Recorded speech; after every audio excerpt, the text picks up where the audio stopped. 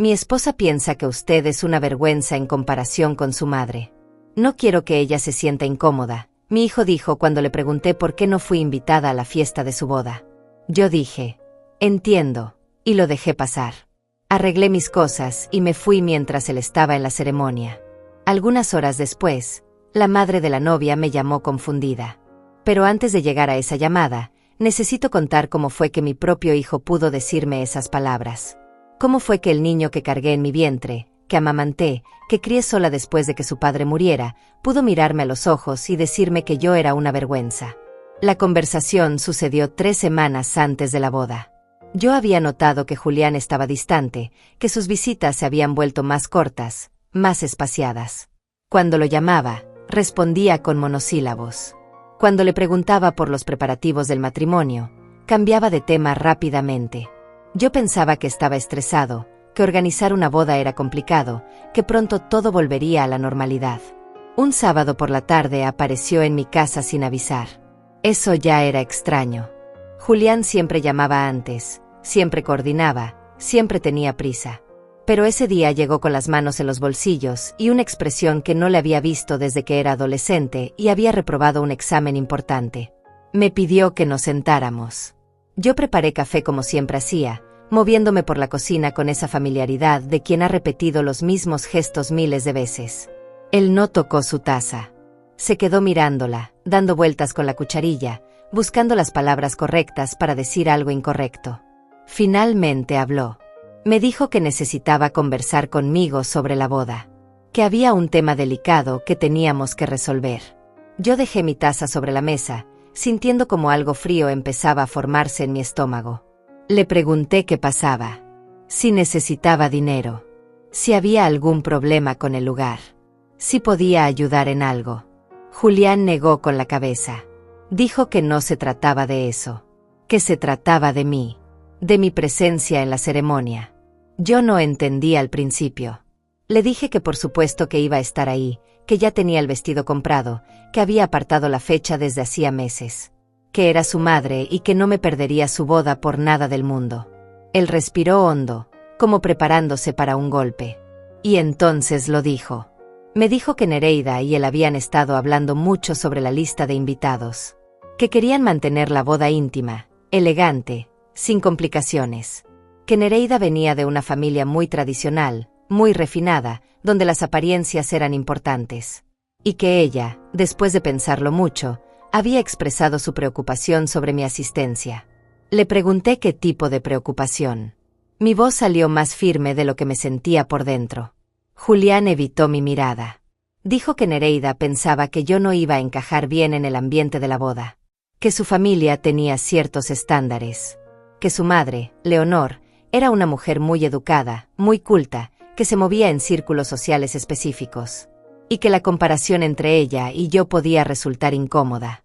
Ahí fue cuando lo dijo, con esas palabras exactas. Mi esposa piensa que usted es una vergüenza en comparación con su madre. No quiero que ella se sienta incómoda.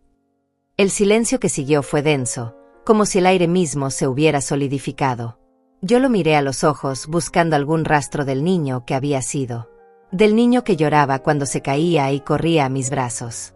Del niño que me decía que yo era la mejor mamá del mundo. Pero ese niño no estaba ahí. En su lugar había un hombre de 37 años que acababa de llamarme vergüenza en mi propia casa. No grité. No lloré. No le aventé el café a la cara, aunque mi mano tembló con las ganas de hacerlo. Simplemente lo miré en silencio, dejando que sus propias palabras resonaran entre nosotros. Julián interpretó mi silencio como una invitación para continuar explicando, como si más palabras pudieran hacer que aquello fuera menos brutal.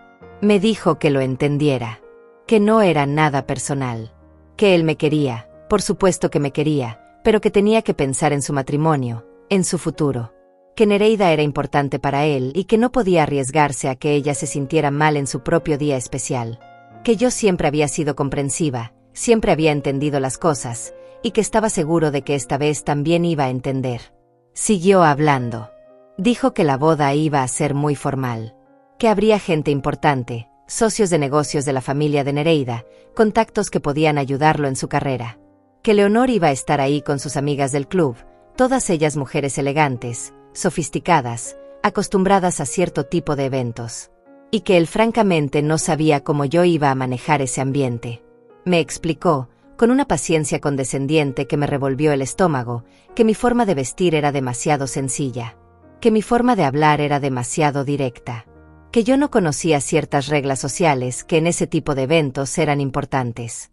Dijo que no era mi culpa, que yo había hecho lo mejor que había podido con los recursos que tenía, pero que simplemente venía de un mundo diferente al de Nereida. Cada palabra era una puñalada. Pero él seguía hablando, ajustando el cuchillo, profundizando la herida.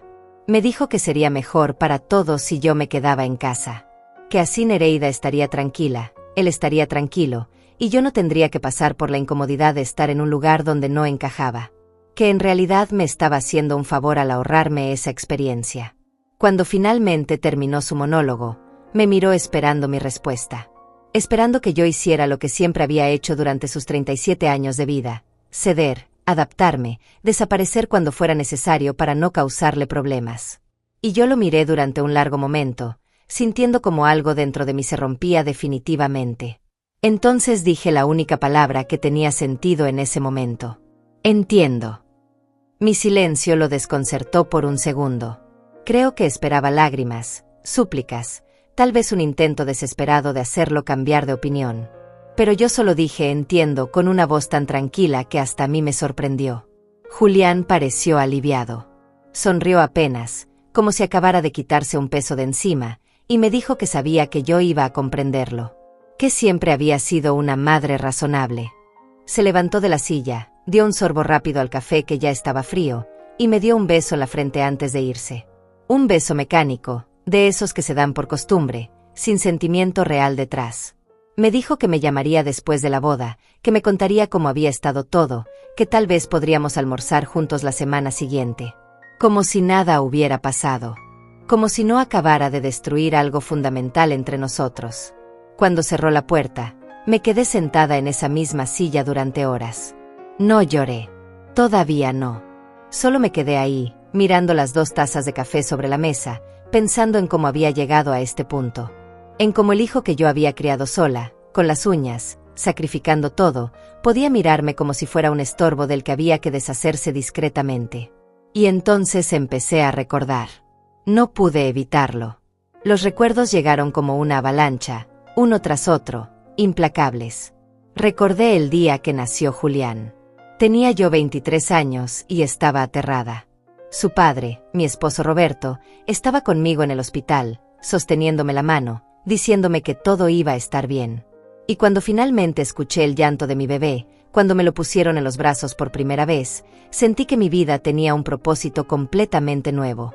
Ese niño era todo para mí. Roberto murió cuando Julián tenía apenas 3 años. Un accidente de tráfico estúpido, absurdo, que me dejó viuda a los 26 años con un niño pequeño y sin un centavo ahorrado. El seguro de Roberto apenas alcanzó para cubrir el funeral y pagar algunas deudas. De un día para otro me encontré completamente sola, responsable de una vida que dependía totalmente de mí. No tuve tiempo para el duelo. No tuve el lujo de derrumbarme. Tenía que trabajar. Tenía que poner comida en la mesa.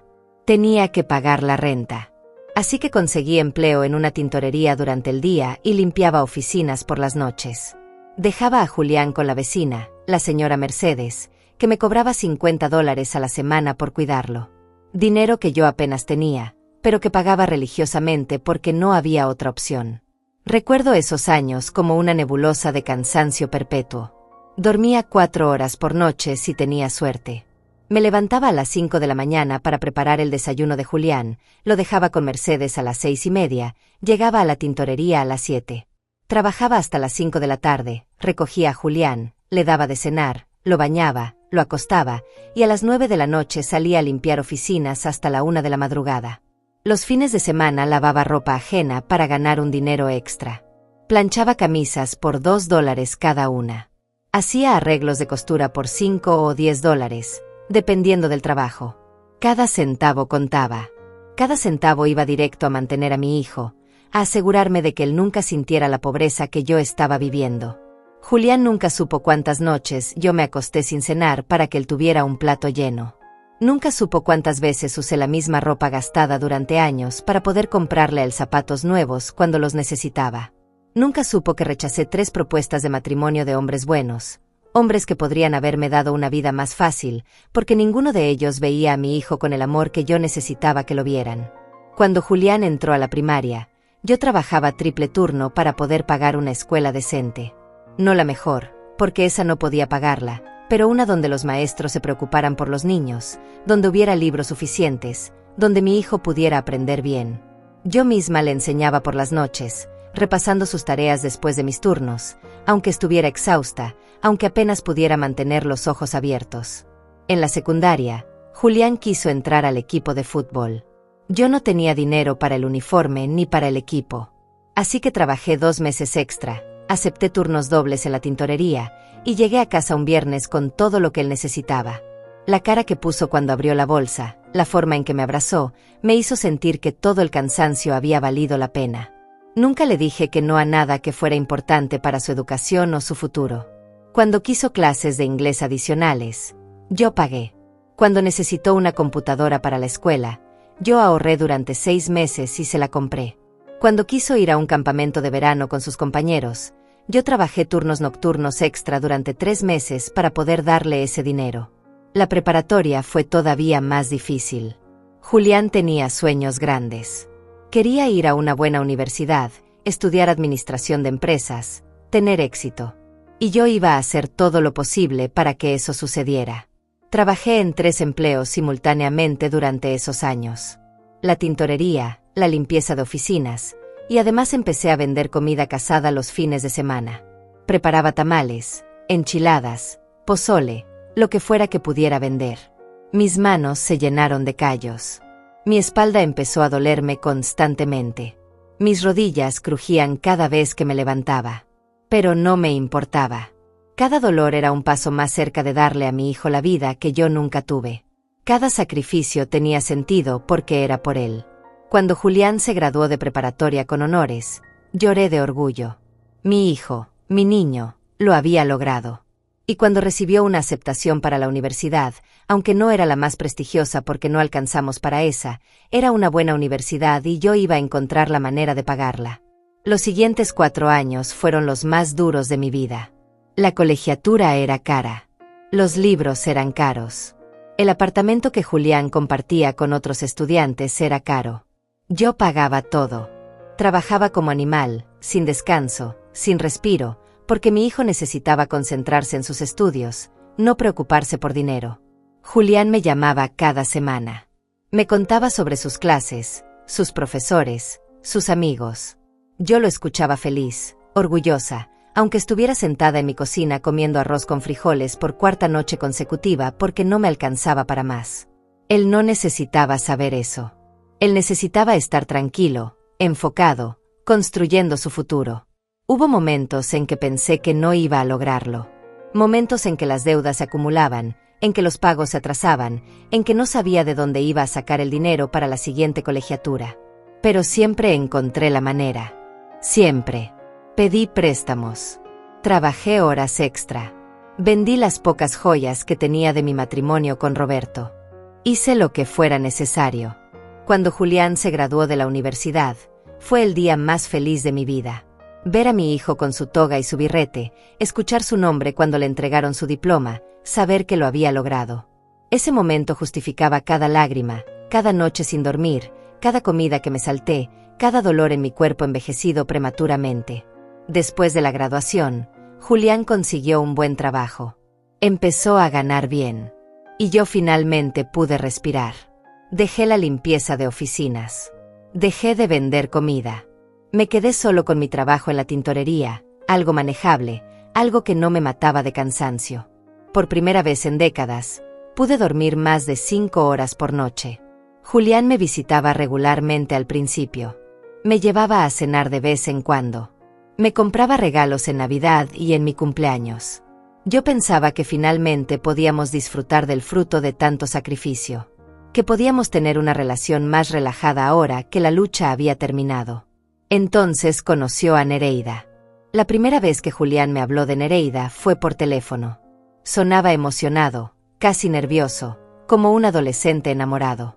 Me dijo que había conocido a alguien especial, una mujer increíble, inteligente, hermosa, de buena familia. Yo me alegré por él. Por supuesto que me alegré. Quería que mi hijo fuera feliz, que encontrara a alguien que lo amara, que construyera su propia familia. Me contó que Nereida trabajaba en marketing para una empresa importante, que había estudiado en una universidad privada muy prestigiosa, que su familia tenía negocios propios. Yo escuchaba con orgullo, pensando que mi hijo había encontrado a una mujer exitosa, ambiciosa, que podía ser su compañera en la vida. La conocí 3 meses después, en una cena que Julián organizó en un restaurante del centro. Yo llegué temprano, nerviosa, queriendo causar una buena impresión. Me había puesto mi mejor vestido, uno que había comprado en una tienda de descuentos pero que se veía decente. Me había peinado con cuidado, maquillado apenas, tratando de verme presentable. Cuando Nereida llegó del brazo de Julián, entendí inmediatamente que veníamos de mundos completamente diferentes. Ella usaba un vestido que probablemente costaba más que mi salario de 3 meses. Sus zapatos eran de diseñador. Reconocí la marca porque las clientas ricas de la tintorería usaban los mismos. Su bolso, su reloj, sus aretes, todo gritaba dinero de una manera que yo nunca había experimentado de cerca. Pero no fue su ropa lo que me hizo sentir pequeña. Fue la forma en que me miró. Sus ojos me recorrieron de arriba abajo en menos de 3 segundos, y en esa mirada rápida yo pude leer su juicio completo. Pude ver cómo catalogaba mi vestido barato, mis zapatos de tacón gastados, mi bolsa vieja de imitación de piel. Pude ver cómo me clasificaba, me etiquetaba, me descartaba como alguien que no estaba a su nivel. Extendió su mano para saludarme con una sonrisa perfecta, ensayada, fría. «Mucho gusto, señora Aguilar», dijo con una voz dulce que no llegaba a sus ojos. Yo estreché su mano sintiendo la suavidad de su piel, tan diferente de la mía, áspera y curtida por años de trabajo manual. Durante la cena, Nereida dominó la conversación. Habló de su trabajo, de sus viajes, de los lugares donde había estado. París, Madrid, Nueva York. Nombres de ciudades que para mí solo existían en la televisión. Habló de restaurantes exclusivos, de hoteles de 5 estrellas, de experiencias que costaban miles de dólares. Julián la miraba embelesado, asintiendo, riendo en los momentos apropiados, completamente cautivado. Yo traté de participar en la conversación. Cuando hablaron de comida, mencioné que me gustaba cocinar, que hacía unos tamales que a Julián siempre le habían encantado. Nereida sonrió con condescendencia y dijo que ella nunca había aprendido a cocinar, que para eso estaban los restaurantes y los servicios de catering. Dijo que su madre, Leonor, tampoco cocinaba, que era una pérdida de tiempo cuando una podía pagar para que otros lo hicieran. Cuando mencioné que trabajaba en una tintorería, Nereida alzó las cejas con sorpresa apenas disimulada. «Qué interesante», dijo, aunque su tono decía exactamente lo contrario. «Debe ser un trabajo muy honesto». La palabra honesto sonó en su boca como si fuera un sinónimo de mediocre. Julián cambió de tema rápidamente. Incómodo. Empezó a hablar sobre sus planes profesionales, sobre un ascenso que estaba buscando en su empresa. Nereida asintió con aprobación. Dijo que su padre podía ayudarlo, que tenía contactos en esa industria, que una presentación con las personas correctas podía abrirle muchas puertas. Yo me quedé callada el resto de la cena, dándome cuenta lentamente de que mi presencia ahí era irrelevante. Ellos hablaban de un mundo que yo no conocía, de oportunidades que yo nunca había tenido, de una vida que estaba completamente fuera de mi alcance. Y Julián, mi hijo, el niño que yo había criado con tanto sacrificio, parecía haberse olvidado completamente de dónde venía. Cuando terminó la cena, Nereida me dio 2 besos en las mejillas, manteniendo su distancia, como si temiera contagiarse de algo. «Fue un placer conocerla, señora Aguilar», dijo con esa misma sonrisa fría. Julián me abrazó rápido y me dijo que me llamaría pronto. Me fui a casa en el autobús, mirando por la ventana, sintiendo un peso extraño en el pecho. Algo había cambiado esa noche. Algo en la forma en que Julián me miraba, en la forma en que se comportaba frente a Nereida. Era como si se avergonzara de mí, aunque nunca lo dijera en voz alta. Los meses siguientes confirmaron esa sensación. Las visitas de Julián se volvieron menos frecuentes. Cuando lo invitaba a comer, siempre tenía una excusa. Que estaba ocupado con el trabajo. Que tenía planes con Nereida. que la familia de ella había organizado algo. Siempre algo más importante que pasar tiempo conmigo. Cuando finalmente venía a visitarme, llegaba solo. Nunca traía a Nereida. Yo le preguntaba por ella, tratando de mostrar interés, de ser una suegra amable. Julián respondía con vaguedades. Que estaba bien. Que estaba ocupada. Que mandaba saludos.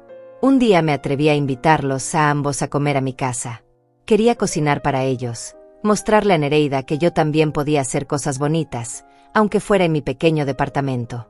Julián se quedó callado al teléfono durante unos segundos antes de responder.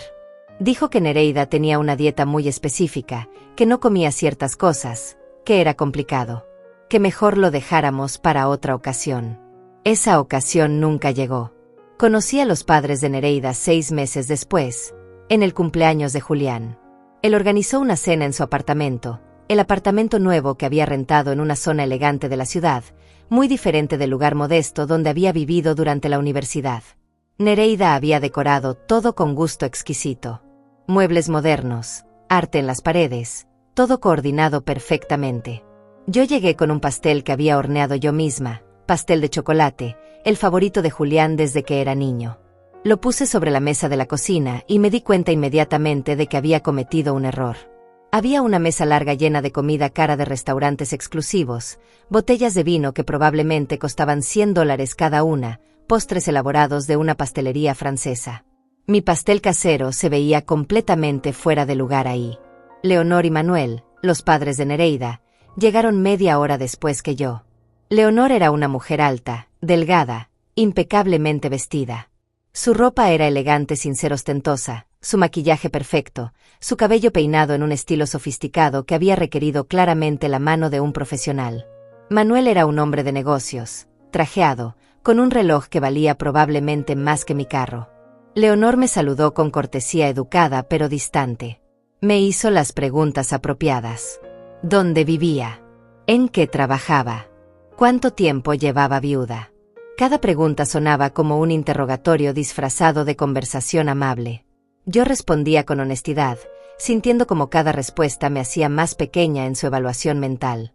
Durante la cena, la conversación giró alrededor de los temas que interesaban a la familia de Nereida. Hablaron de inversiones, de propiedades, de un viaje que estaban planeando a Europa. Leonor mencionó que tenían una casa en la playa que visitaban cada verano. Manuel habló sobre su negocio de importación, sobre cómo estaba expandiéndose a nuevos mercados. Yo escuchaba en silencio, sintiendo que cada minuto que pasaba me volvía más invisible. Traté de participar una vez, mencionando un artículo que había leído en el periódico sobre economía. Leonor me miró con sorpresa apenas velada, como si no esperara que yo pudiera leer o tener opiniones sobre ese tipo de temas. Me dio una respuesta breve, condescendiente, y luego retomó la conversación con Manuel, excluyéndome completamente. Julián estaba sentado al lado de Nereida, sonriendo, asintiendo, comportándose como si fuera uno de ellos. Como si no hubiera pasado su infancia comiendo frijoles y arroz casi todos los días. Como si no hubiera usado ropa de segunda mano hasta que entró a la universidad. Como si yo no hubiera trabajado hasta destrozarme el cuerpo para darle la educación que ahora le permitía sentarse en esa mesa. Cuando llegó el momento del pastel, Nereida trajo uno de la pastelería francesa. Grande, elaborado, cubierto de fondant y decoraciones elegantes. Nadie mencionó el pastel que yo había llevado, que seguía en la cocina, olvidado. La primera vez que Julián me habló de Nereida fue por teléfono. Sonaba emocionado, casi nervioso, como un adolescente enamorado. Me dijo que había conocido a alguien especial, una mujer increíble, inteligente, hermosa, de buena familia. Yo me alegré por él. Por supuesto que me alegré. Quería que mi hijo fuera feliz, que encontrara a alguien que lo amara, que construyera su propia familia. Me contó que Nereida trabajaba en marketing para una empresa importante, que había estudiado en una universidad privada muy prestigiosa, que su familia tenía negocios propios. Yo escuchaba con orgullo, pensando que mi hijo había encontrado a una mujer exitosa, ambiciosa, que podía ser su compañera en la vida. La conocí 3 meses después, en una cena que Julián organizó en un restaurante del centro. Yo llegué temprano, nerviosa, queriendo causar una buena impresión. Me había puesto mi mejor vestido, uno que había comprado en una tienda de descuentos pero que se veía decente. Me había peinado con cuidado, maquillado apenas, tratando de verme presentable.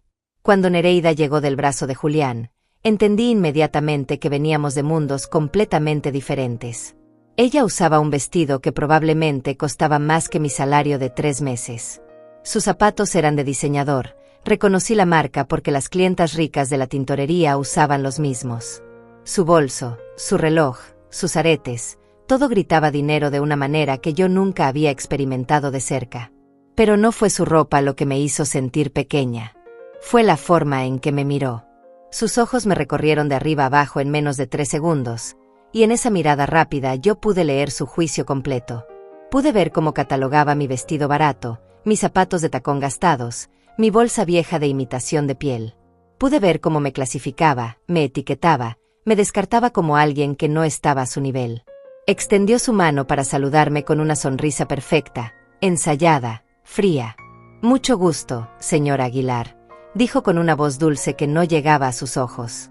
Yo estreché su mano sintiendo la suavidad de su piel, tan diferente de la mía, áspera y curtida por años de trabajo manual. Durante la cena, Nereida dominó la conversación. Habló de su trabajo, de sus viajes, de los lugares donde había estado. París, Madrid, Nueva York. Nombres de ciudades que para mí solo existían en la televisión. Habló de restaurantes exclusivos, de hoteles de 5 estrellas, de experiencias que costaban miles de dólares. Julián la miraba embelesado, asintiendo, riendo en los momentos apropiados, completamente cautivado. Yo traté de participar en la conversación. Cuando hablaron de comida, mencioné que me gustaba cocinar, que hacía unos tamales que a Julián siempre le habían encantado.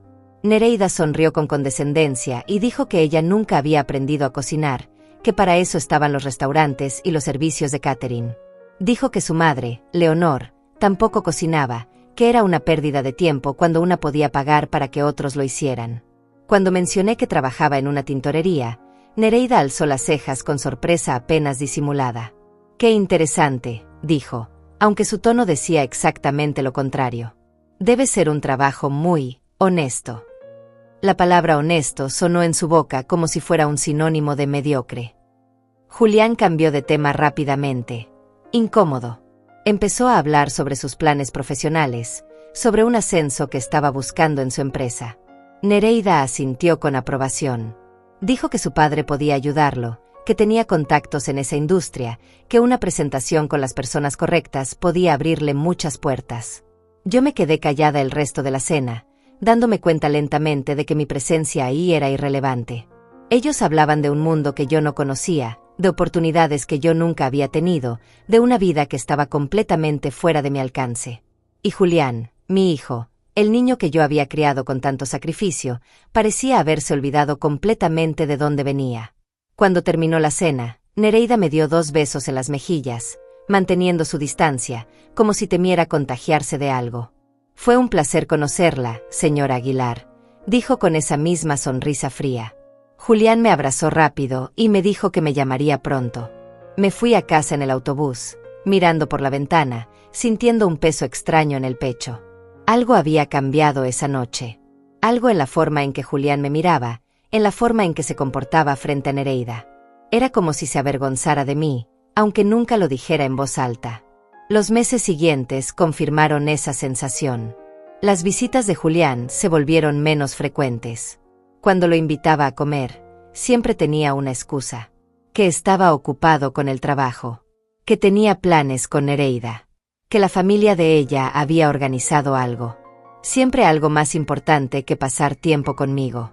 Cuando finalmente venía a visitarme, llegaba solo. Nunca traía a Nereida. Yo le preguntaba por ella, tratando de mostrar interés, de ser una suegra amable. Julián respondía con vaguedades. Que estaba bien. Que estaba ocupada. Que mandaba saludos. Un día me atreví a invitarlos a ambos a comer a mi casa. Quería cocinar para ellos, mostrarle a Nereida que yo también podía hacer cosas bonitas, aunque fuera en mi pequeño departamento. Julián se quedó callado al teléfono durante unos segundos antes de responder. Dijo que Nereida tenía una dieta muy específica, que no comía ciertas cosas, que era complicado. Que mejor lo dejáramos para otra ocasión. Esa ocasión nunca llegó. Conocí a los padres de Nereida 6 meses después, en el cumpleaños de Julián. Él organizó una cena en su apartamento, el apartamento nuevo que había rentado en una zona elegante de la ciudad, muy diferente del lugar modesto donde había vivido durante la universidad. Nereida había decorado todo con gusto exquisito. Muebles modernos, arte en las paredes, todo coordinado perfectamente. Yo llegué con un pastel que había horneado yo misma, pastel de chocolate, el favorito de Julián desde que era niño. Lo puse sobre la mesa de la cocina y me di cuenta inmediatamente de que había cometido un error. Había una mesa larga llena de comida cara de restaurantes exclusivos, botellas de vino que probablemente costaban $100 cada una, postres elaborados de una pastelería francesa. Mi pastel casero se veía completamente fuera de lugar ahí. Leonor y Manuel, los padres de Nereida, llegaron media hora después que yo. Leonor era una mujer alta, delgada, impecablemente vestida. Su ropa era elegante sin ser ostentosa, su maquillaje perfecto, su cabello peinado en un estilo sofisticado que había requerido claramente la mano de un profesional. Manuel era un hombre de negocios, trajeado, con un reloj que valía probablemente más que mi carro. Leonor me saludó con cortesía educada pero distante. Me hizo las preguntas apropiadas. ¿Dónde vivía? ¿En qué trabajaba? ¿Cuánto tiempo llevaba viuda? Cada pregunta sonaba como un interrogatorio disfrazado de conversación amable. Yo respondía con honestidad, sintiendo como cada respuesta me hacía más pequeña en su evaluación mental. Durante la cena, la conversación giró alrededor de los temas que interesaban a la familia de Nereida. Hablaron de inversiones, de propiedades, de un viaje que estaban planeando a Europa. Leonor mencionó que tenían una casa en la playa que visitaban cada verano. Manuel habló sobre su negocio de importación, sobre cómo estaba expandiéndose a nuevos mercados. Yo escuchaba en silencio, sintiendo que cada minuto que pasaba me volvía más invisible. Traté de participar una vez, mencionando un artículo que había leído en el periódico sobre economía. Leonor me miró con sorpresa apenas velada, como si no esperara que yo pudiera leer o tener opiniones sobre ese tipo de temas. Me dio una respuesta breve, condescendiente, y luego retomó la conversación con Manuel, excluyéndome completamente. Julián estaba sentado al lado de Nereida, sonriendo, asintiendo, comportándose como si fuera uno de ellos. Como si no hubiera pasado su infancia comiendo frijoles y arroz casi todos los días. Como si no hubiera usado ropa de segunda mano hasta que entró a la universidad. Como si yo no hubiera trabajado hasta destrozarme el cuerpo para darle la educación que ahora le permitía sentarse en esa mesa. Cuando llegó el momento del pastel, Nereida trajo uno de la pastelería francesa. Grande, elaborado, cubierto de fondant y decoraciones elegantes. Nadie mencionó el pastel que yo había llevado, que seguía en la cocina, olvidado. Después de esa cena de cumpleaños, las cosas cambiaron de una forma que al principio fue casi imperceptible. Julián seguía llamándome, pero las llamadas se volvieron más cortas, más superficiales. Ya no me contaba sobre su vida con el detalle de antes. Ya no me pedía consejos. Nuestras conversaciones se reducían a intercambios básicos de información. ¿Cómo estás? Bien. ¿Cómo va el trabajo? Bien. Te llamo luego. Las visitas se espaciaron todavía más. Pasaban semanas sin que lo viera. Cuando le preguntaba si podía visitarlo, siempre tenía una excusa lista. Que estaba muy ocupado. Que tenía compromisos con la familia de Nereida. Que estaban remodelando el apartamento y todo estaba desordenado. Siempre algo que me mantenía a distancia. Un día lo llamé porque era mi cumpleaños. 64 años. Yo no esperaba una fiesta ni nada elaborado, solo quería escuchar la voz de mi hijo, tal vez almorzar juntos si tenía tiempo.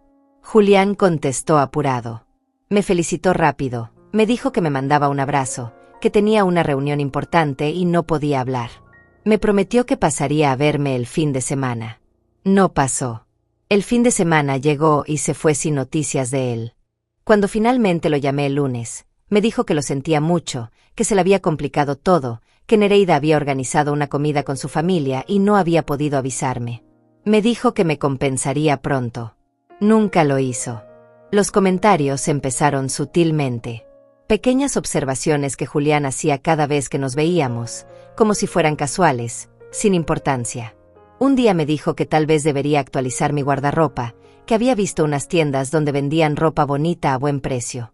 Otro día mencionó que Nereida conocía a una estilista que podría ayudarme con mi cabello, que un corte moderno me haría ver más joven. Yo traté de tomarlo como buenos consejos. Gasté dinero que apenas tenía en ropa nueva, en un corte de cabello diferente. Cuando Julián me vio la siguiente vez, asintió con aprobación tibia. «Se ve mejor, mamá», dijo, pero el tono no sonaba a cumplido sino a alivio, como si hubiera corregido un problema. Las críticas continuaron, volviéndose más específicas. Julián empezó a corregir mi forma de hablar. Cuando usaba ciertas expresiones que él consideraba demasiado simples o vulgares, me interrumpía. «No se dice así, mamá. La gente educada dice esto otro». Yo me sentía como una niña siendo regañada por su maestra. Un día me invitó a tomar café. Pensé que finalmente íbamos a tener una conversación de verdad, tiempo de calidad juntos. Pero cuando llegué al café que él había elegido, un lugar minimalista y caro en el centro, me di cuenta de que tenía una agenda diferente. Julián me dijo que Nereida y él estaban pensando seriamente en casarse, que probablemente lo harían el año siguiente. Yo me emocioné genuinamente. Le dije que me alegraba mucho por él, que estaba segura de que iba a ser muy feliz. Él sonrió, pero había algo tenso en su expresión. Entonces me dijo que necesitaba hablar conmigo sobre algo importante, que la boda iba a ser un evento grande, formal, con muchos invitados importantes, que la familia de Nereida se estaba haciendo cargo de la mayor parte de la organización y del costo, que iba a ser una ceremonia muy elegante, en un lugar exclusivo. Yo asentí, sin entender todavía a dónde quería llegar. Julián tomó un sorbo de su café antes de continuar. Me dijo que porque la boda iba a ser tan formal, era importante que todos los invitados se vieran apropiados, que había un código de vestimenta estricto, que Nereida estaba muy preocupada por los detalles, porque quería que todo fuera perfecto. Finalmente llegó al punto. Me dijo que Nereida había sugerido que tal vez yo podría contratar a alguien para que me ayudara a elegir mi vestido para la boda. Alguien que entendiera el tipo de evento que iba a ser, que supiera que era apropiado y que no. Me dio el nombre de una boutique específica, un lugar donde yo nunca habría entrado por mi cuenta. Le pregunté cuánto costaría un vestido ahí. Julián evitó mi mirada. Dijo que probablemente entre $500 y $1,000, dependiendo del modelo. Yo casi me atraganto con mi café. $1,000 por un vestido que usaría una sola vez. Eso era más de lo que yo ganaba en un mes entero en la tintorería. Debo haberme quedado callada demasiado tiempo porque Julián se apresuró a agregar que él podía ayudarme con parte del costo, que entendía que era caro, pero que era importante, porque iba a haber fotógrafos profesionales, y las fotos iban a quedar para siempre. No quería que después me arrepintiera de no haberme visto bien. Cada palabra era como un recordatorio de que yo no era suficiente, de que mi forma natural de ser, mi forma de vestir, mi forma de existir, era algo que necesitaba ser corregido, mejorado, escondido. Acepté ir a esa boutique. Fui una tarde después del trabajo, todavía con el uniforme de la tintorería en mi bolsa. Las vendedoras me miraron con esa mezcla de cortesía profesional y desdén apenas velado que he aprendido a reconocer a lo largo de los años. Sabían que yo no pertenecía ahí. Me mostraron vestidos que efectivamente costaban entre $500 y $1,000. Algunos incluso más. Telas elegantes, diseños sofisticados, prendas hermosas que se veían completamente fuera de lugar en mi cuerpo cansado de 64 años. Me probé varios, mirándome en los espejos gigantes de los probadores, sintiéndome como una impostora. Finalmente elegí uno. El más barato que tenían, $550. Color vino, discreto, con mangas largas que cubrían mis brazos marcados por años de trabajo físico. La vendedora lo envolvió con cuidado mientras yo pagaba con mi tarjeta de crédito, sintiendo como mi estómago se revolvía al pensar en cómo iba a pagar esa deuda en los meses siguientes. Le mandé una foto del vestido a Julián. Él respondió horas después con un mensaje escueto. «Se ve bien, mamá. Nereida dice que es apropiado». Como si yo hubiera pasado un examen que no sabía que estaba tomando. Las semanas siguientes trajeron más instrucciones. Julián me llamó para decirme que Nereida había reservado una cita para mí en el salón de belleza donde ella se arreglaba regularmente. Me dijo que era importante que mi cabello y mi maquillaje estuvieran hechos profesionalmente para la boda, que no bastaba con que yo me arreglara sola. Fui a ese salón sintiendo la misma incomodidad que había sentido en la boutique. Todo ahí era excesivo, lujoso, diseñado para gente con dinero. La estilista me trató con una amabilidad mecánica mientras trabajaba en mi cabello, transformándolo en algo que no me parecía a mí. El maquillaje también era demasiado, pero cuando protesté suavemente, me aseguraron que era necesario para las fotografías, que la cámara requería más color del que parecía natural a simple vista. Cuando terminaron, me miré en el espejo y no reconocí a la mujer que me devolvía la mirada. Me veía presentable, sí, elegante incluso, pero no me veía como yo. Me veía como alguien tratando demasiado duro de ser alguien más. La cuenta fue de $250. Más de lo que yo gastaba en mí misma en 6 meses. Pagué sin decir nada, sintiendo cómo se acumulaba la deuda, como cada esfuerzo por ser suficientemente buena para la boda de mi hijo me costaba más de lo que podía permitirme. 2 semanas antes de la boda, Julián me invitó a cenar a su casa. Dijo que quería que pasáramos tiempo juntos antes del gran día.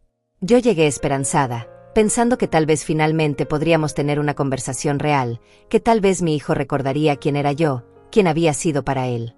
Pero Nereida estaba ahí, y la conversación rápidamente se convirtió en un ensayo de lo que se esperaba de mí durante la boda. Nereida me explicó, con una paciencia exasperante, dónde debía sentarme durante la ceremonia. Me dijo que mi lugar estaría en la tercera fila, no en la primera.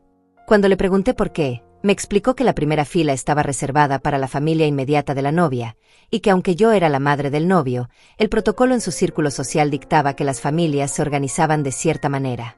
Me tragué la humillación y asentí. Nereida continuó.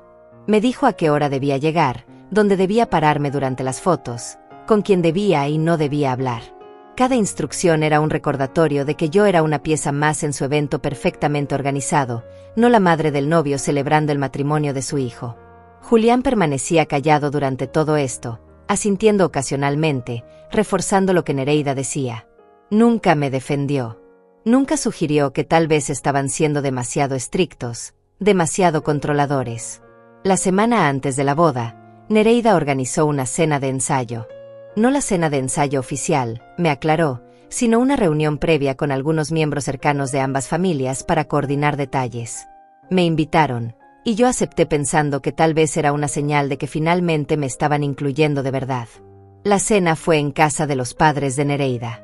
Una casa enorme en una zona residencial exclusiva, con jardines perfectamente cuidados y una fuente en la entrada. Cuando toqué el timbre, una empleada doméstica me abrió la puerta y me guió hasta el comedor, donde ya estaban todos reunidos. Leonor presidía la mesa con una elegancia natural que parecía innata. Manuel estaba a su lado, hablando con Julián sobre negocios. Nereida conversaba con su hermana menor, Patricia, una mujer de 30 años que trabajaba en una galería de arte. Había también 2 tías de Nereida, ambas vestidas con ropa cara y joyas discretas pero claramente valiosas. Yo llegué con un ramo de flores que había comprado en el mercado. Flores bonitas, frescas, pero que probablemente costaron $10. Leonor las recibió con una sonrisa educada y se las pasó inmediatamente a la empleada, como si fueran algo de lo que había que deshacerse rápidamente. Nadie más había traído nada. Me senté en el lugar que me indicaron, al extremo de la mesa. Durante los siguientes minutos, la conversación fluyó a mi alrededor sin incluirme realmente. Hablaban de personas que yo no conocía, de eventos a los que yo nunca había asistido, de lugares donde yo nunca había estado. Traté de participar cuando hablaron sobre la decoración de la boda. Mencioné que las flores que habían elegido eran hermosas, que había visto fotos en las muestras que Nereida había compartido. Patricia me miró con una sonrisa condescendiente. Sí, son peonías importadas de Holanda, dijo. Mamá tiene un florista especial que las consigue. Cada arreglo cuesta alrededor de $300. $300 por arreglo. Iban a tener 20 arreglos en la boda. Yo hice los cálculos rápidos en mi cabeza. $6,000 solo en flores. Más de lo que yo ganaba en medio año. Asentí sin saber qué decir. La comida fue servida por la empleada. Platos elaborados, con nombres en francés que yo no podía pronunciar. Usé los cubiertos correctos solo porque observé discretamente qué hacían los demás primero. Cada bocado se sentía como una prueba que tenía que pasar. En algún momento, Leonor se dirigió a mí directamente. Me preguntó sobre mi familia, si tenía hermanos, si mis padres seguían vivos. Yo respondí que era hija única, que mis padres habían muerto hacía años. Leonor asintió con simpatía superficial. «Qué pena», dijo. «La familia es tan importante». Luego me preguntó a qué me dedicaba. Yo ya le había dicho antes que trabajaba en una tintorería, pero respondí de nuevo, educadamente. Leonor intercambió una mirada rápida con Manuel. «Qué trabajo tan honrado», dijo, usando exactamente la misma palabra que Nereida había usado la primera vez. Honrado. Como si honrado fuera un sinónimo de insignificante. Una de las tías preguntó cómo había conocido Julián a Nereida. Mi hijo empezó a contar la historia, y yo escuché sintiendo una mezcla extraña de orgullo y tristeza. Hablaba con tanto entusiasmo, con tanta adoración hacia Nereida, que parecía haber olvidado completamente todo lo demás en su vida. Cuando terminó de contar su historia, Patricia preguntó sobre la luna de miel. Nereida se iluminó. Explicó que iban a ir a las Maldivas por 2 semanas. Se quedaban en un resort de lujo, uno de esos donde las habitaciones están sobre el agua, con acceso privado al océano. El paquete completo costaba $20,000. $20,000. Yo casi no podía procesar esa cantidad. Era más de lo que yo había ganado en algunos años enteros de mi vida. Y ellos lo iban a gastar en 2 semanas de vacaciones. Traté de mantener mi expresión neutral, de no mostrar el shock que sentía. Leonor entonces se volvió hacia mí con una sonrisa. «¿Y usted, Matilde, ha viajado mucho?» La pregunta sonaba inocente, pero había algo afilado detrás de ella. Yo negué con la cabeza. «No mucho», dije. Cuando Julián era pequeño no había tiempo ni dinero para viajes. Silencio incómodo. Había dicho algo equivocado, aunque no sabía exactamente qué. Leonor recuperó la compostura rápidamente. «Claro, criar a un hijo sola debe haber sido muy difícil», dijo. Pero el tono no era de empatía genuina. Era de lástima. De esa lástima condescendiente que te hace sentir pequeña. La conversación continuó sin mí. Hablaron sobre vinos que costaban cientos de dólares por botella. Sobre restaurantes donde había que hacer reservaciones con meses de anticipación. Sobre inversiones y propiedades y acciones. Un mundo completamente ajeno al mío. En un momento dado, me levanté para ir al baño. Cuando regresaba, pasé por la cocina y escuché voces. Me detuve sin querer cuando reconocí la voz de Nereida. Estaba hablando con su hermana Patricia, y no se habían dado cuenta de que yo estaba cerca. «No sé cómo voy a manejar esto», decía Nereida con frustración. «Es tan diferente a mamá. No entiende nada de nuestro estilo de vida. ¿Viste cómo llegó con esas flores del mercado? Fue tan embarazoso». Patricia respondió con una risa suave. «Al menos hizo el esfuerzo. Pero tienes razón, es muy evidente que no encaja. ¿De verdad tiene que sentarse en la tercera fila? No podemos ponerla más atrás». Julián insistió en la tercera fila, dijo Nereida. «Quería primera fila, ¿puedes creerlo?» Tuve que explicarle que eso sería imposible. Mamá y papá en primera fila, nuestra familia cercana. Su madre. Bueno, no es exactamente el tipo de persona que queremos destacar en las fotos principales. Cada palabra era como un golpe. Me quedé paralizada en el pasillo, sin poder moverme, sin poder respirar. Escuché a Patricia decir algo sobre el vestido que yo había elegido, sobre cómo esperaba que al menos fuera apropiado. Nereida respondió que había mandado a Julián a supervisar mi elección, que no podía arriesgarse a que yo apareciera con algo inadecuado. Finalmente me moví. Regresé al comedor con las piernas temblorosas, con el corazón latiéndome dolorosamente en el pecho. Me senté en mi lugar y el resto de la cena pasó como en una nebulosa. Yo asentía cuando debía asentir, sonreía cuando debía sonreír, pero por dentro algo se estaba rompiendo. Cuando la cena terminó, Julián me acompañó a la puerta. Me preguntó si había disfrutado la velada. Yo lo miré a los ojos buscando al niño que había criado, buscando algún rastro de la persona que solía ser. Pero solo vi a un extraño, a un hombre que había elegido un mundo que no tenía espacio para mí. Estuvo bien. Mentí. Julián sonrió satisfecho. Me dio un beso en la mejilla y me dijo que nos veríamos en la boda, que estaba emocionado, que iba a ser un día perfecto.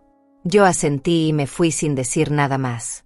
En el taxi de regreso a casa, finalmente dejé que las lágrimas salieran. Lloré en silencio, mirando por la ventana como las luces de la ciudad pasaban borrosas. Lloré por todos los años de sacrificio que parecían no haber importado nada. Lloré por el hijo que había perdido en algún punto del camino. Lloré por la humillación de saber que ellos hablaban de mí como si fuera una carga, un problema que había que manejar discretamente. Llegué a mi pequeño departamento y me senté en el sofá sin siquiera quitarme los zapatos. Me quedé ahí en la oscuridad durante horas, pensando en todo lo que había visto y escuchado. Pensando en cómo había llegado a este punto donde mi presencia en la boda de mi propio hijo era vista como algo que había que tolerar, no celebrar. 3 días después, Julián vino a mi casa. Esa fue la visita donde finalmente me lo dijo directamente. Donde me pidió que no fuera a su boda. Donde usó las palabras exactas que me habían estado destruyendo lentamente durante meses. Pero para ese momento, yo ya sabía la verdad. Ya había escuchado lo que Nereida realmente pensaba de mí. Ya había visto cómo Julián me veía a través de los ojos de ella. La conversación que tuvimos ese día solo confirmó lo que yo ya había entendido en el fondo de mi corazón. Mi hijo había elegido. Y no me había elegido a mí. Cuando Julián llegó a mi casa aquel sábado por la tarde, yo ya sabía lo que venía. Había tenido 3 días para procesar lo que había escuchado en casa de Leonor, 3 días para preparar mi corazón para lo que fuera que mi hijo tuviera que decirme.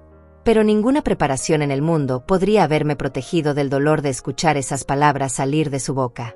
Se sentó frente a mí en el mismo sofá donde lo había arrullado cuando era bebé, donde le había leído cuentos cuando era niño, donde habíamos pasado tantas noches viendo películas juntos cuando era adolescente.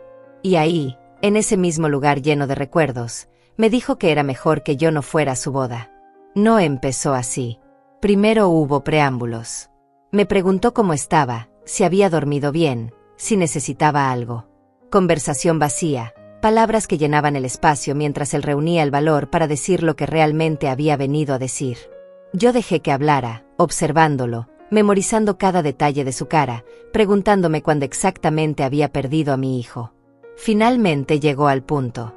Me dijo que había estado pensando mucho sobre la boda, sobre cómo hacer que todo saliera perfecto. Que Nereida estaba muy estresada con todos los preparativos, que quería que todo fuera impecable porque era el día más importante de su vida. Yo asentí sin decir nada, esperando. Julián respiró hondo. Dijo que había algo delicado que necesitaba discutir conmigo. Que no quería herirme, pero que tenía que ser honesto. Que como adultos, teníamos que poder tener conversaciones difíciles. Cada frase era una preparación para el golpe que venía. Entonces lo dijo. Me dijo que Nereida no se sentía cómoda con mi presencia en la boda. Que había expresado su preocupación de que yo no encajaba con el tipo de evento que ellos estaban planeando. Que la diferencia entre mi situación y la de su familia era demasiado evidente, demasiado notable. Y que ella temía que eso fuera a causar incomodidad, tanto para ella como para sus invitados. Yo permanecí en silencio. Julián malinterpretó mi silencio como confusión, así que continuó explicando. Me dijo que la boda iba a ser muy formal, muy elegante. Que iba a haber más de 200 invitados, la mayoría de ellos contactos de negocios de la familia de Nereida, gente importante, gente influyente. Que las apariencias importaban en ese círculo social. Que todo tenía que verse de cierta manera. Me explicó que Leonor era una mujer muy respetada en su comunidad, que se movía en ciertos ambientes donde el estatus y la imagen eran fundamentales. Que todos los invitados iban a estar observando, evaluando, juzgando. Y que Nereida estaba preocupada de que mi presencia fuera a generar incertidumbre. Así lo dijo. Incertidumbre. Como si yo fuera un elemento impredecible en una ecuación que ellos habían calculado cuidadosamente. Siguió hablando.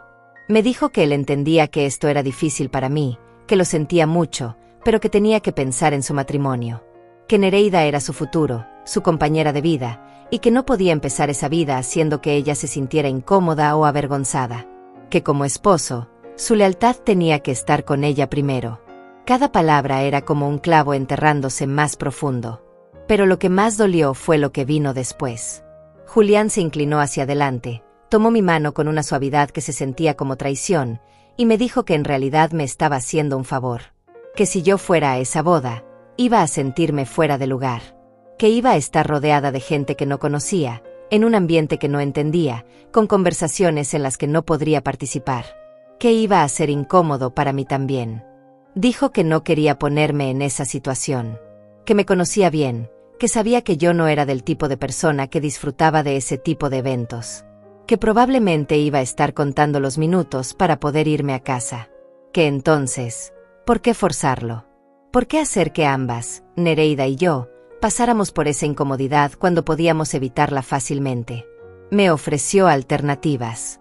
Dijo que podíamos tener una cena especial solo nosotros dos después de que regresara de su luna de miel, que podría enseñarme todas las fotos, contarme todos los detalles, que de esa forma yo podría ser parte de su felicidad sin tener que pasar por el estrés del evento en sí. Dijo que era una solución que funcionaba para todos. Yo seguía sin hablar.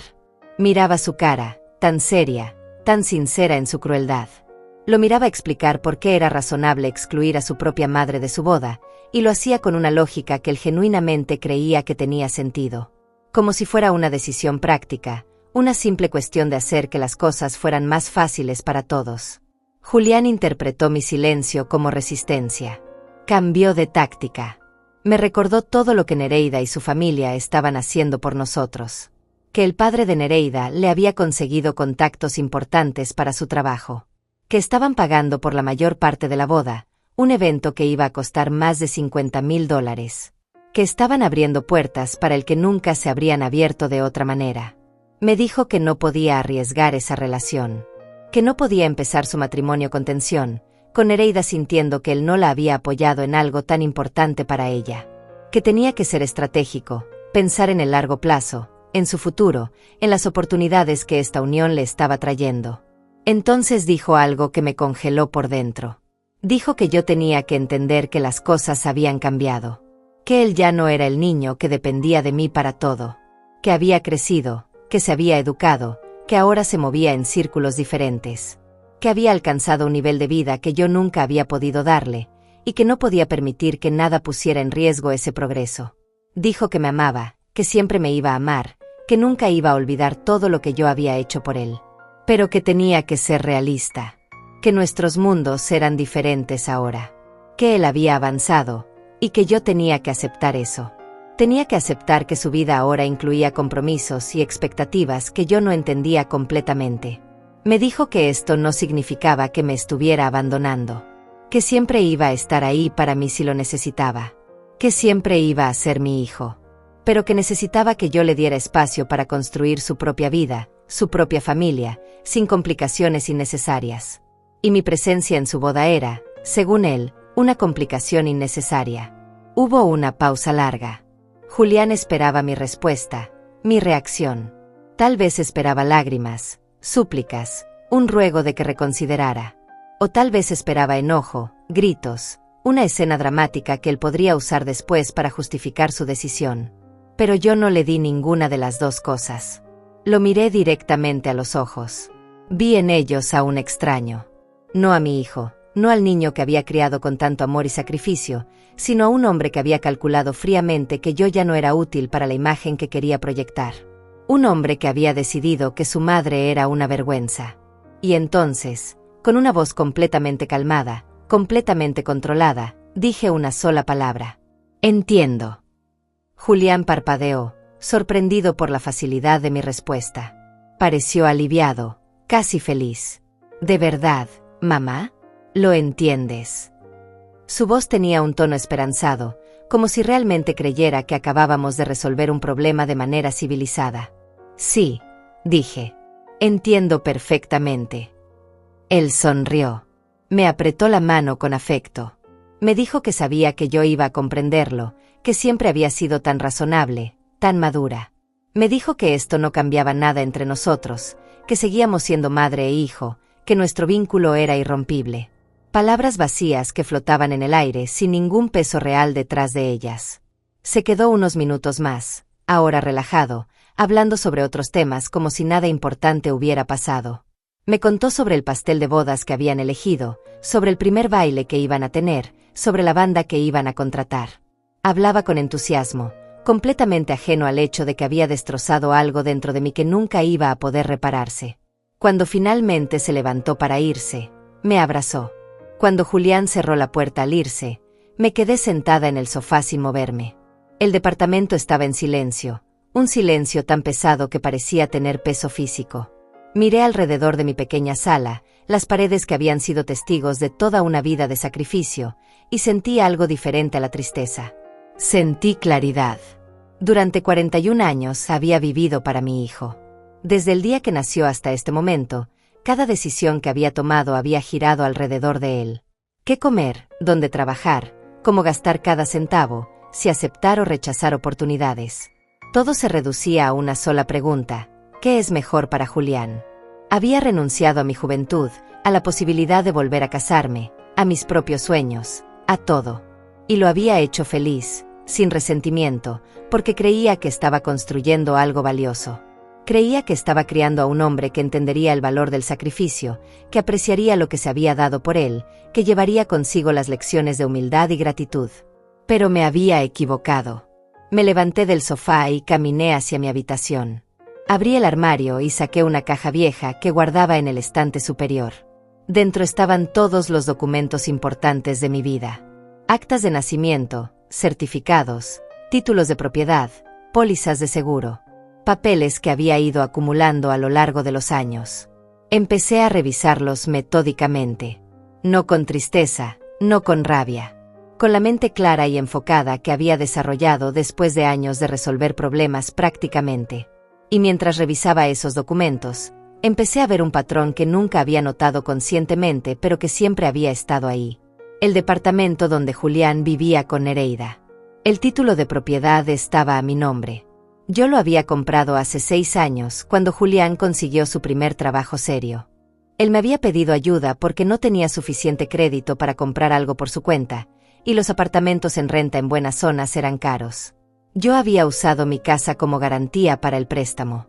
Había estado pagando la hipoteca durante todos estos años, casi $600 al mes, dinero que sacaba de mi salario trabajando horas extras. Julián vivía ahí sin pagar nada. Le había dicho que era su regalo, mi forma de ayudarlo a empezar su vida adulta. Él lo había aceptado como si fuera su derecho natural, nunca cuestionando el sacrificio que representaba para mí. Seguí revisando. Encontré los recibos de transferencias bancarias. Durante los últimos 5 años, le había estado enviando a Julián entre $200 y $300 cada mes. Dinero extra para sus gastos, para que no tuviera que preocuparse por llegar justo a fin de mes. En total, había sido más de $15,000 en 5 años. Encontré las facturas del carro que conducía. Yo había sido la cofirmante del préstamo hace 3 años porque su crédito todavía no era lo suficientemente bueno. Técnicamente el carro estaba a mi nombre también. Julián hacía los pagos mensuales, eso sí, pero yo era legalmente responsable. Encontré las pólizas de seguro. Julián seguía siendo beneficiario de mi seguro de vida. Pequeño, apenas $20,000, pero era todo lo que tenía. También encontré documentos de una cuenta de ahorros que había abierto para él cuando era niño, donde había ido depositando cualquier dinero extra que pudiera durante años. Ahora tenía casi $8,000. Nunca se lo había mencionado, planeaba dárselo como regalo de bodas. Me senté en el suelo rodeada de papeles y vi mi vida completa desplegada frente a mí. Vi todas las formas en que había sostenido a mi hijo, todas las estructuras invisibles que había construido alrededor de él para que pudiera vivir cómodamente, para que pudiera proyectar esa imagen de éxito que tanto valoraba su nueva familia. Y entonces entendí algo fundamental. Julián no solo me había excluido de su boda porque Nereida pensaba que yo era una vergüenza. Me había excluido porque ya no me necesitaba visiblemente, pero todavía necesitaba mi apoyo invisible. Necesitaba el departamento que yo pagaba. Necesitaba el dinero que yo le enviaba. Necesitaba la seguridad de tener una madre que siempre estaría ahí para rescatarlo si las cosas se ponían difíciles. Pero no me necesitaba presente. No me necesitaba en las fotos. No me necesitaba frente a los invitados importantes. Solo me necesitaba escondida, útil, silenciosa. Esa revelación no me hizo llorar. Me hizo despertar. Me levanté del suelo, guardé los documentos de vuelta en la caja, y tomé mi teléfono. Busqué el número de Ricardo Herrera, un abogado que había conocido años atrás cuando trabajaba en la tintorería. Él llevaba sus trajes a limpiar y siempre había sido amable conmigo. Me había dado su tarjeta una vez, diciéndome que si alguna vez necesitaba consejo legal, lo llamara. Nunca lo había llamado. Pero ahora marqué su número. Ricardo contestó después de 3 tonos. Le expliqué quién era. Me dijo que por supuesto que me recordaba. Le pregunté si podíamos reunirnos para discutir algunos asuntos legales. Él dijo que sí, que podía verme el lunes por la mañana en su oficina. Colgué el teléfono y miré el calendario. La boda era el sábado siguiente. Tenía exactamente una semana. Pasé el domingo organizando más documentos. Hice listas. Calculé números. Revisé contratos. No dormí mucho esa noche, pero no por tristeza sino por concentración. Tenía una claridad mental que no había sentido en años. El lunes fui a la oficina de Ricardo. Llegué con mi caja de documentos y le expliqué la situación. No con dramatismo, no buscando lástima. Solo los hechos. Mi hijo me había excluido de su boda. Y yo había decidido que era momento de retirar el apoyo que le estaba dando. Ricardo me escuchó en silencio. Cuando terminé, asintió despacio. Me preguntó si estaba segura. Le dije que nunca había estado más segura de algo en mi vida. Pasamos las siguientes horas revisando opciones. Ricardo me explicó que el departamento era legalmente mío, que podía hacer lo que quisiera con él, que si quería que Julián se fuera, tenía que darle un aviso de 30 días, pero que después de eso podía venderlo, rentarlo a otra persona, o quedármelo vacío si quería. Las transferencias de dinero podían detenerse inmediatamente. Eran regalos voluntarios, no obligaciones legales. El carro era más complicado porque Julián estaba haciendo los pagos, pero yo podía remover mi nombre del préstamo si encontraba a alguien más que confirmara, o Julián podía refinanciar por su cuenta si su crédito había mejorado. El seguro de vida y la cuenta de ahorros eran completamente míos para cambiar cuando quisiera. Podía cambiar beneficiarios, cerrar cuentas, hacer lo que considerara apropiado. Ricardo me miraba mientras tomaba notas. Finalmente me preguntó, «Matilde, ¿está segura de que quiere hacer todo esto?» «Es su hijo». Yo lo miré directo a los ojos. «Precisamente por eso», dije. «Porque es mi hijo y le enseñé mejor que esto.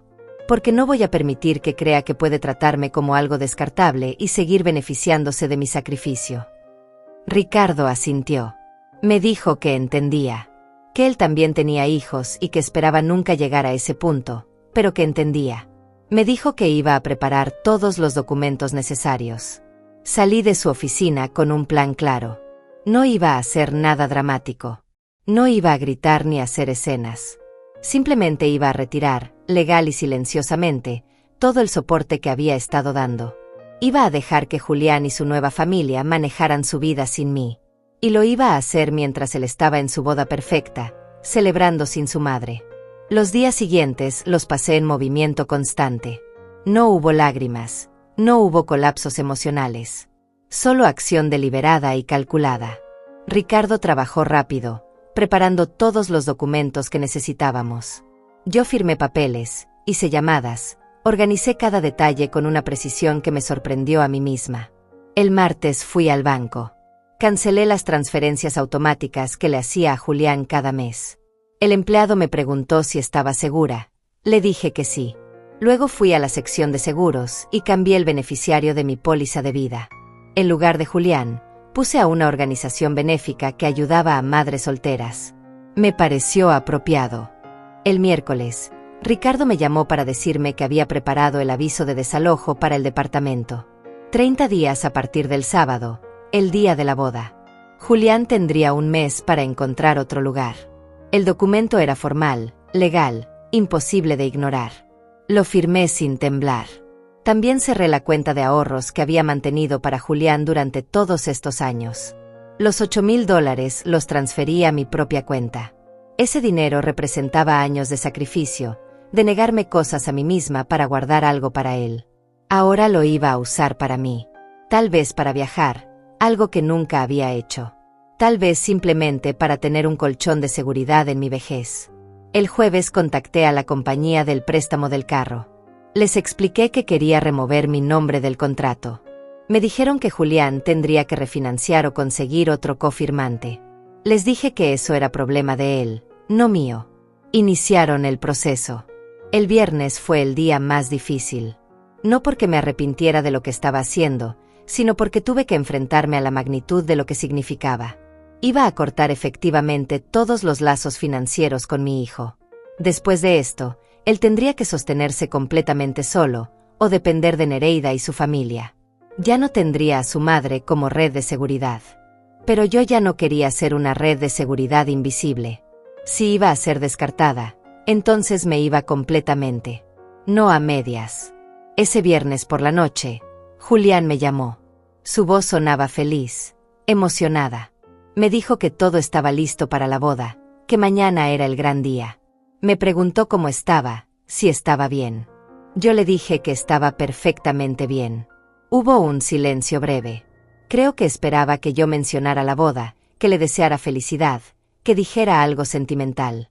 Pero yo solo esperé en silencio hasta que él continuó hablando.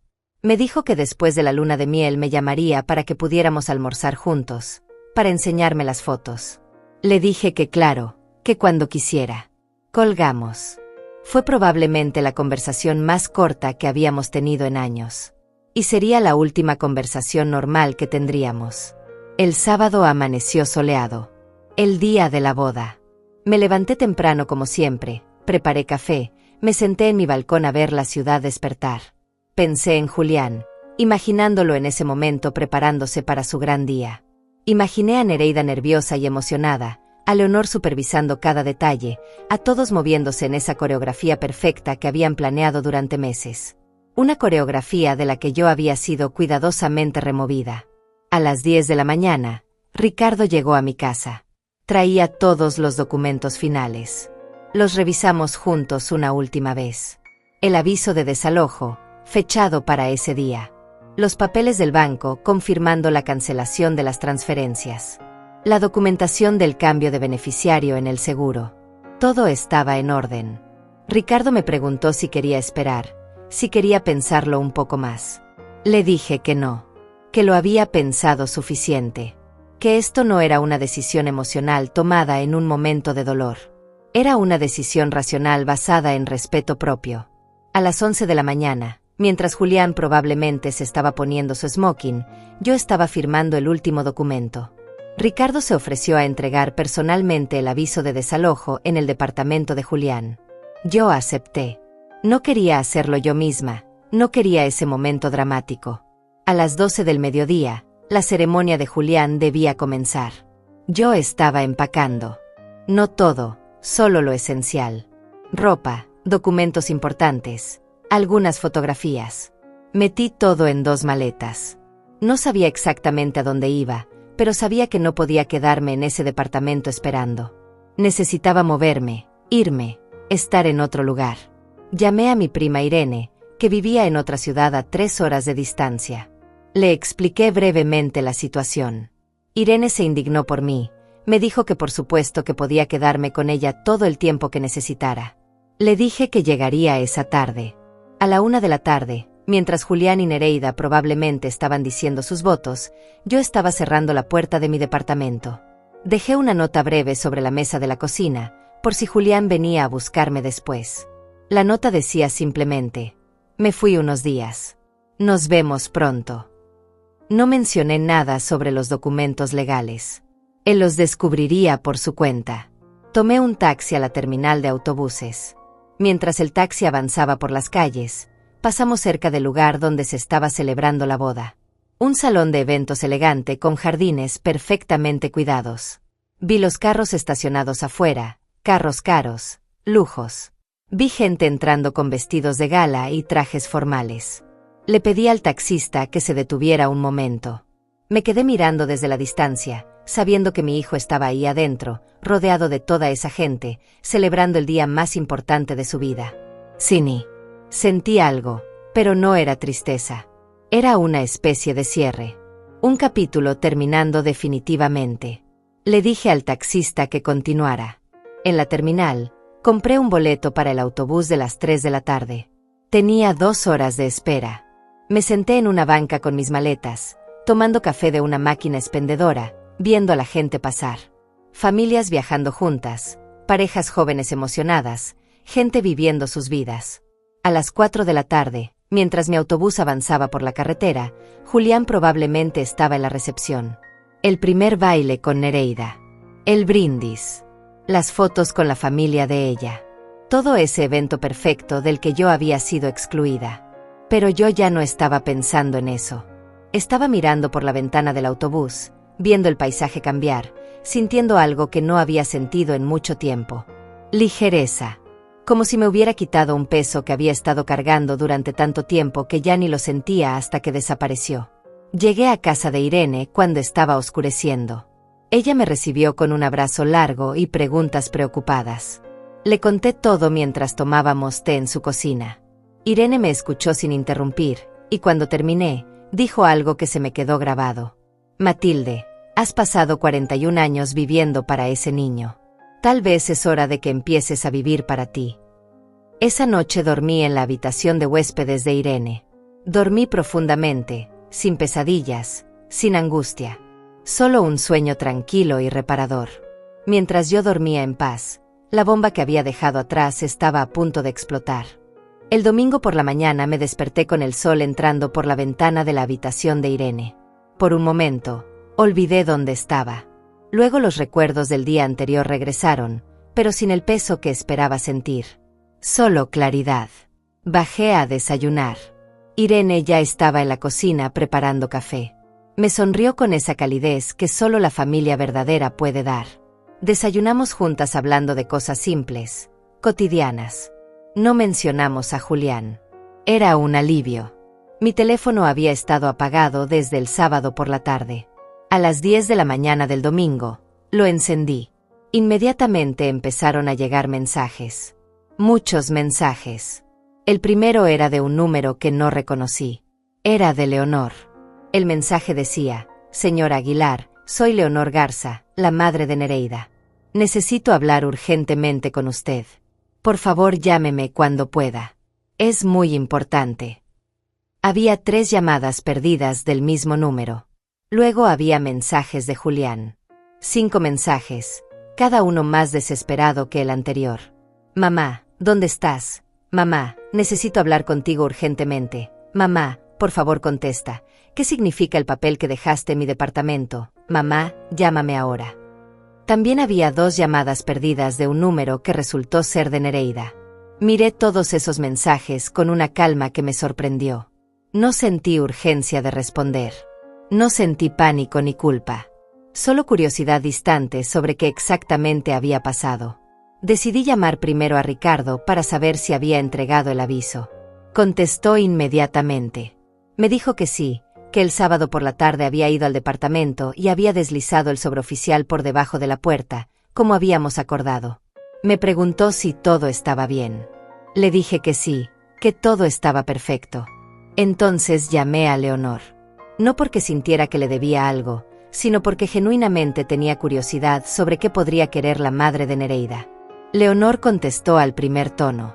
Su voz sonaba tensa, completamente diferente a la elegancia fría que siempre proyectaba. Señora Aguilar, gracias por devolverme la llamada. Necesito entender qué está pasando. Le pregunté a qué se refería. Leonor respiró hondo.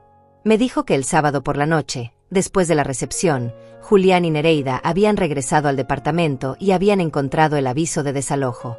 Que Julián había entrado en pánico. Que había intentado llamarme repetidamente sin éxito. Que entonces había llamado a Nereida llorando, diciéndole que su madre lo había echado de su casa. Leonor continuó. Me dijo que esto había causado una escena terrible. Que Nereida se había puesto histérica, gritando que cómo era posible que Julián no supiera que el departamento estaba a mi nombre. Que ella había asumido todo este tiempo que el departamento era de él. Que Manuel, su esposo, se había enojado mucho porque Julián aparentemente les había mentido sobre su situación financiera real. Señora Aguilar, dijo Leonor con una voz que intentaba sonar razonable pero que temblaba ligeramente. Entiendo que puede estar molesta porque no le invitaron a la boda. Pero esto es excesivo.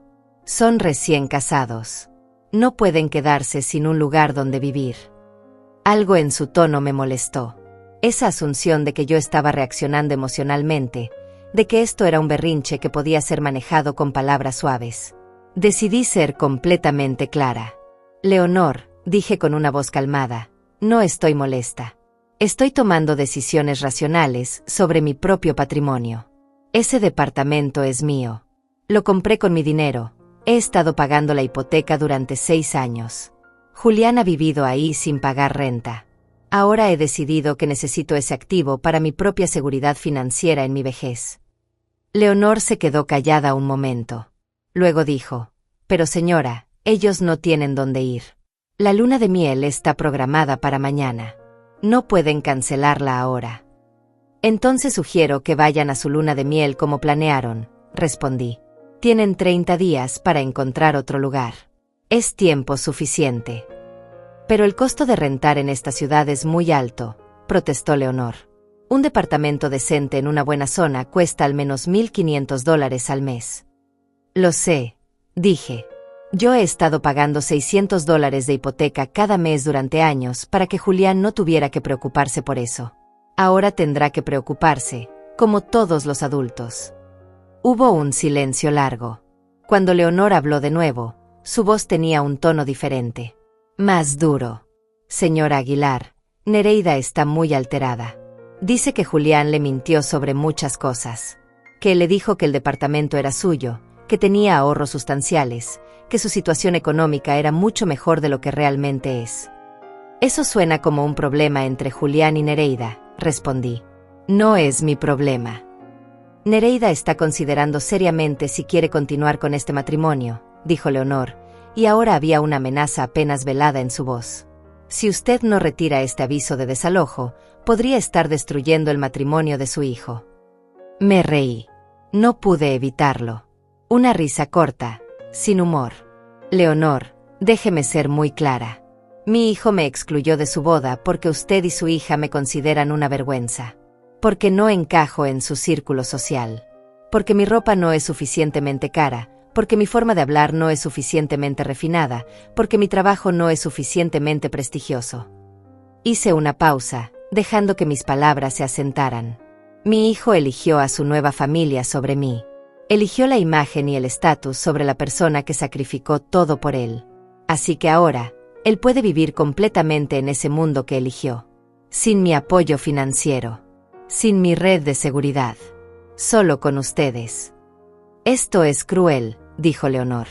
No, respondí. Cruel es decirle a una madre que no puede ir a la boda de su único hijo. Esto es justicia. Leonor intentó un enfoque diferente. Su voz se suavizó, volviéndose casi suplicante. Señora Aguilar, sé que cometimos un error. Tal vez fuimos demasiado duros. Pero piense en Julián. Es su hijo. ¿Realmente quiere castigarlo de esta manera? No lo estoy castigando, dije. Lo estoy liberando. Ahora puede ser completamente independiente, como claramente quería ser. Ya no tiene que cargar con una madre que lo avergüenza. Ya no tiene que preocuparse por mí. Es libre. Colgué antes de que Leonor pudiera responder.